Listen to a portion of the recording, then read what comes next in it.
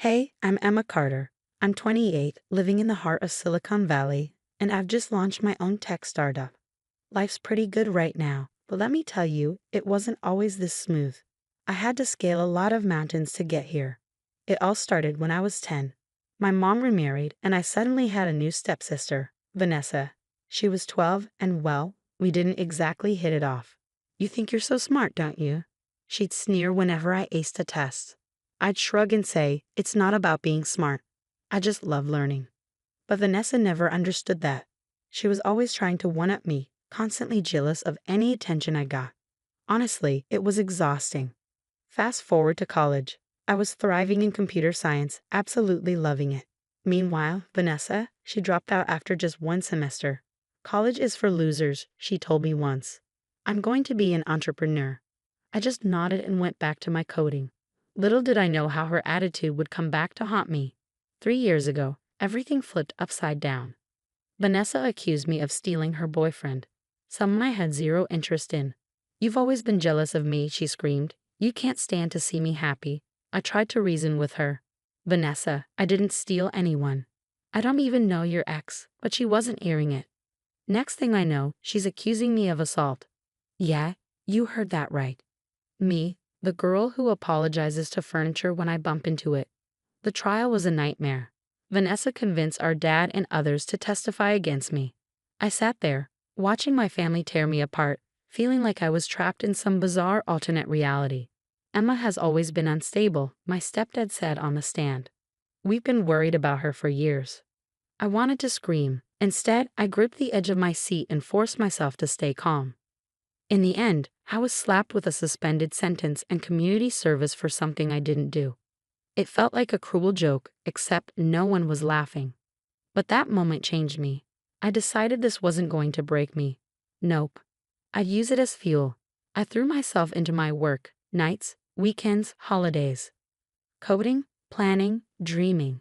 And 2 years later, Innovate Tech was born. Now my company's worth $50 million. Not too bad, right? Let me tell you, success really is the best revenge. Every time I see my company's name in the news, I think about Vanessa and everyone who doubted me. Emma Carter, Silicon Valley's rising star, one headline read. I clicked it out and framed it, not to boast, but to remind myself how far I've come.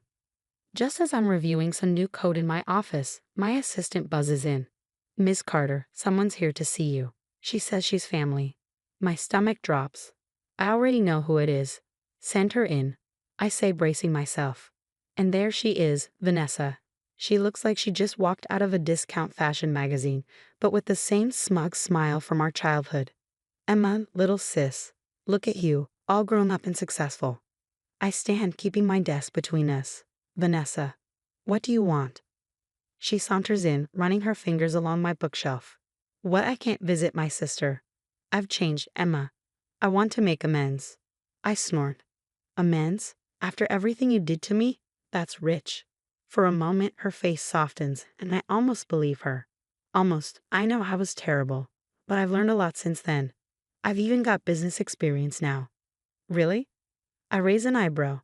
And what kind of business experience would that be? Her eyes light up.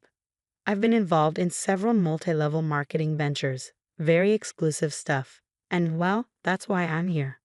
Here it comes. I brace myself. I want you to hire me as your CEO. I burst out laughing. I can't help it. You're joking, right? This is a prank. Her face darkens. I'm serious, Emma. I have skills you need. And don't you think you owe me? I blink, stunned. Owe you? Owe you for what? The false accusation. The trial? Turning our family against me? She waves her hand dismissively. Water under the bridge. But think about it. Having me here could really boost your image. Family reconciliation. Second chances. The press would eat it up. I shake my head in disbelief. Vanessa, there's no way in hell I'm hiring you. For anything. Let alone as CEO. You need to leave. Now. Her eyes narrow. You might want to reconsider, sis. I've got some information. Stuff that could really hurt your precious company if it got out. My blood runs cold. Are you blackmailing me? She shrugs, casually inspecting her nails. Call it what you want, but think it over. I'll be in touch. She saunters out, leaving me shell-shocked. I sink into my chair, my mind racing. What could she possibly have on me? And how far would she go to get what she wants? My phone buzzes, a text from an unknown number. Tick-tock, sis, time's running out. I stare at the message, a mix of anger and fear twisting in my gut. This isn't over, not by a long shot. Vanessa might think she has the upper hand, but she's forgotten one crucial thing. I'm not the same scared girl I was 3 years ago. I'm Emma Carter, CEO of Innovate Tech, and I don't go down without a fight. After Vanessa's little surprise visit, I knew I had to act fast. Something wasn't adding up, and I was determined to figure out her angle. I called an emergency meeting with my most trusted team members. The tension was thick as I paced the conference room. "We've got a situation," I announced. "What's up, Emma?" Tyler, my head of security, asked, his expression sharp. I took a deep breath. My stepsister showed up today. She's demanding to be made CEO. And she's hinting at blackmail. Gasps echoed around the room. Sarah, my CFO, leaned forward, eyes wide. "That's insane. What could she possibly have on you?" "That's what we need to figure out," I replied. "I need you all to dig deep. Financial records, social media, anything you can find on Vanessa and my ex-stepdad Robert. There has to be a reason they're targeting us now." For the next few days, we worked nonstop. Coffee became my best friend, fueling my determination as we sifted through piles of information. Then, late one night, Tyler burst into my office, a stack of papers in hand. "Emma, you're going to want to see this," he said, dropping the documents on my desk. As I flipped through the pages, my jaw dropped. "Holy," I muttered. Turns out Vanessa wasn't just dabbling in multi-level marketing. She was neck-deep in a massive pyramid scheme, millions in debt. And the mastermind behind it all? My dear old stepdad, Robert. "They're desperate," Sarah chimed in, standing beside me. "Robert's other businesses are failing. They see your success as their way out." I slumped back in my chair, the pieces falling into place. Vanessa and Robert's plan was clear. They wanted to install her as CEO, then siphon money from my company to save themselves. Tyler nodded grimly. "Looks like it. But we've got them, Emma. All the evidence is right here." I stood, a fire burning in my chest. "Set up a meeting with Vanessa. It's time to end this." The next day, Vanessa swaggered into my office, her smile dripping with fake confidence. She was clearly expecting some kind of victory. "Ready to accept my generous offer, sis?" she asked, settling into a chair across from me. I leaned back, keeping my expression calm. "Before we get to that, I thought we could have a little chat. Clear the air, you know." Her smile faltered for just a second. "Of course. What do you want to talk about?"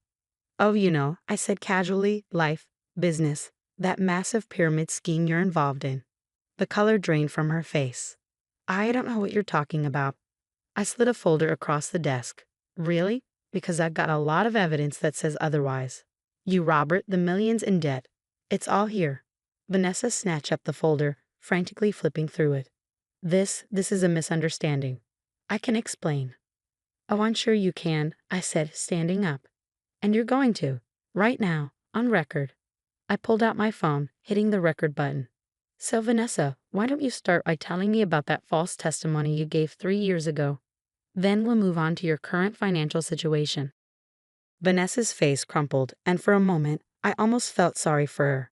Almost. "I didn't have a choice," she stammered. "Dad said if I didn't testify against you, he cut me off. And now we're in so deep, Emma. You have to help us." I stopped the recording, my voice cold and steady. "I don't have to do anything, Vanessa, except protect myself and my company. You've got 24 hours to come clean, or I'm taking this to the authorities."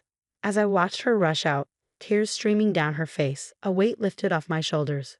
The truth was finally out, but something told me this was far from over.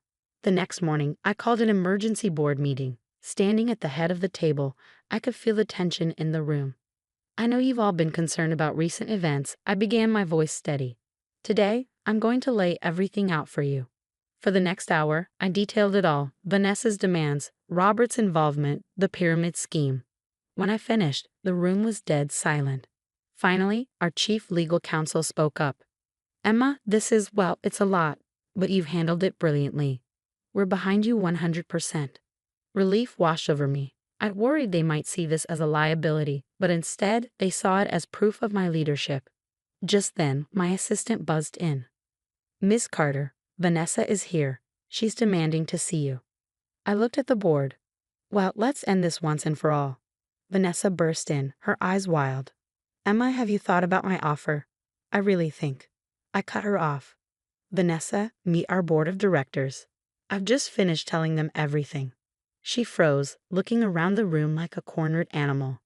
You can't do this. We're family."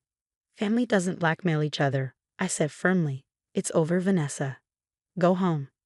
As security escorted her out, I felt a mixture of sadness and relief, but I knew I had one more thing to do.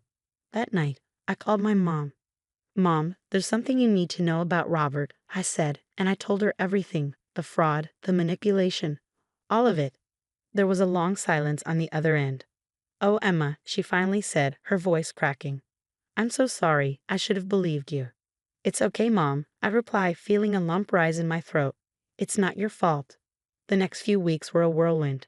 I didn't press charges against Vanessa or Robert, but I made sure the evidence found its way to the right people. The SEC launched an investigation into Robert's businesses, and Vanessa's creditors came knocking. I watched from a distance as their world crumbled. Robert was charged with multiple counts of financial fraud. Vanessa declared bankruptcy, her dreams of easy money turning to dust. Meanwhile, Innovatech was thriving. Our stock was soaring, and we were making headlines for all the right reasons. One day, as I was leaving the office, I spotted a familiar figure huddled in the lobby. It was Vanessa, looking nothing like the confident woman who had strutted into my office weeks ago. "Emma, please," she begged as I approached. "I've lost everything. I need your help." I looked at her, really looked at her, for the first time in years. I saw the scared, jealous girl she'd always been, and I felt nothing. "I'm sorry, Vanessa," I said, and I meant it. "But you're not a part of my life anymore. I wish you the best, but I can't help you." As I walked away, I felt a chapter of my life closing. The weight of the past, the pain of betrayal, it all fell away. I was free. That night, standing in my office and looking out over the San Francisco skyline, I thought about everything I'd been through, the false accusations, the trial, the hard work, the betrayals. It had all led me here. A smile crept across my face. I was Emma Carter, CEO of Innovatech, survivor of toxicity and architect of my own destiny. And my story? It was just beginning. Now I have a question for you. If you were in my shoes, would you have helped Vanessa in the end, despite everything she did? Or do you believe that cutting toxic people out completely is the only way to truly move forward? Share your thoughts in the comments below.